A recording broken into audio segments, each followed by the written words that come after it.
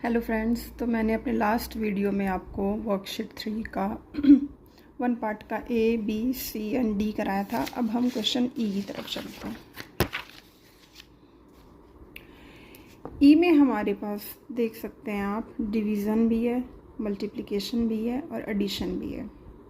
तो पहले DMAS rule के अकॉर्डिंग पहले हमें डिवाइड करना पड़ेगा। तो चलिए सिंपली अगर हम इसको 2.5 ना माने, 25 माने और 25 को अगर हम 5 से डिवाइड देते हैं तो हमारा आंसर क्या आता है? 5 आता है। और यहाँ हम देख सकते हैं डेसिमल 1 डिजिट के पहले है, तो मतलब कि 0.5 हो गया इसका डिवीज़न। मल्टीप्लाई, अभी हमने इसको सॉल्व किया, ठीक है।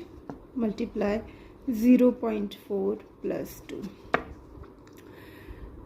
अब 5 को अगर 4 से आप मल्टीप्लाई करेंगे तो 5 4 = 20 हम लिख देते हैं।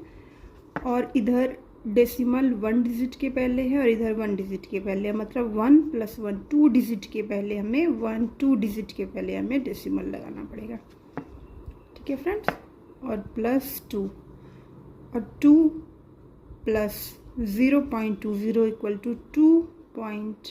2.20। ये हमने कैसे किया? हम अज्यूम कर लेंगे कि अगर 2 के बाद कुछ भी नहीं है तो हम डेसिमल लगा के 0 लिख सकते हैं। इसको लिखने में हमें कोई प्रॉब्लम नहीं है। और बाकी 0.20 को इसके नीचे लिख के और हम इसको ऐड कर सकते हैं।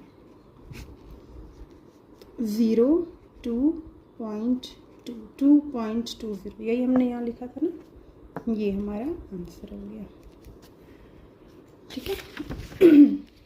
चलिए क्वेश्चन F पे चलते हैं। क्वेश्चन F पे हमें डिवाइड देना है 3.6 को 0.9 से डिवाइड देना है। तो इसमें हमें क्या करना पड़ेगा ना फ्रेंड्स, इसमें हमें अगर हम 3.6 को ऐसे लिखते हैं तो ये अगर डेसिमल हटेगा तो नीचे में 10 आता है। और डिवाइड को हम एक काम कर सकते हैं, मल्टीप्लाई में अगर चेंज कर देंगे तो 0.9 नीचे आ जाएगा। मैंने आपको बताया था ना, अगर मल्टीप्लाई में हम चेंज करते हैं तो रिवर्स हो जाता है, न्यूमरेटर डिनोमिनेटर में चला जाता है, डिनोमिनेटर न्यूमरेटर में। तो 0.9 ऊपर में 1 हो जाएगा, क्योंकि यहाँ अगर नीचे कुछ भी नहीं है ना तो इसके नीचे 1 है, इसके भी नीचे कुछ नहीं है ना तो मतलब 1 है। तो ये 1/0.9 हो जाएगा। अब इस डेसिमल को हटा के यहाँ 0 किया, इसको भी हटा के हम यहाँ 0 कर देते हैं। 10 आपस में कट हो जाता है और 36 9 से 4 बार में होता है। 9 4 = 36 और इसको हम एज इट इज़ रहने देते हैं। अब ये पूरा हमारा 4 आ गया। 4 × 0.5 - 2।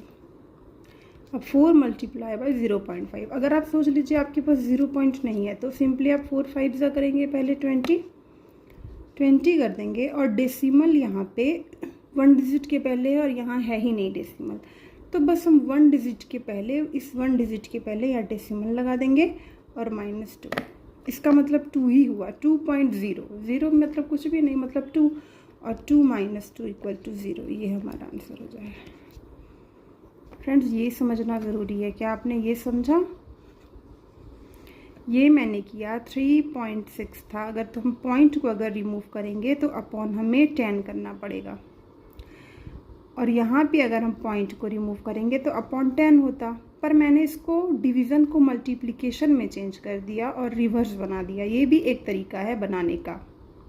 एक तो ये मैंने आपको बताया था कि सिंपली डिवाइड दे देंगे, तो यहाँ पे 1 डिजिट के पहले डेसिमल था तो यहाँ हमने 1 लगा दिया, पर यहाँ दोनों था और दोनों में अगर रहता तो फिर ये आउट हो जाता है। जैसे 10 को हमने आउट कर दिया ना, ये करके हमारा ये आंसर आ गया, ठीक है फ्रेंड्स।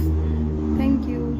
तो फ्रेंड्स अब हमारा यूनिट 8 कंप्लीट होता है। सिंप्लीफिकेशन ऑफ न्यूमेरिकल एक्सप्रेशंस का हमने तीनों वर्कशीट डिस्कस कर लिया, वर्कशीट 1, वर्कशीट 2, वर्कशीट 3। तो आई होप कि आपको ये समझ आया होगा। और ऐसे ही आप अगर वीडियोस चाहते हैं तो प्लीज़ मेरे चैनल को लाइक, शेयर एंड सब्सक्राइब कीजिएगा। मैं ऐसे ही आपके लिए होपफुल वीडियोस लाती रहूँगी जिसमें कि आपका भी डाउट क्लियर हो और मुझे भी कुछ नया सिखाने का मौका मिले। ठीक है friends, thank you so much.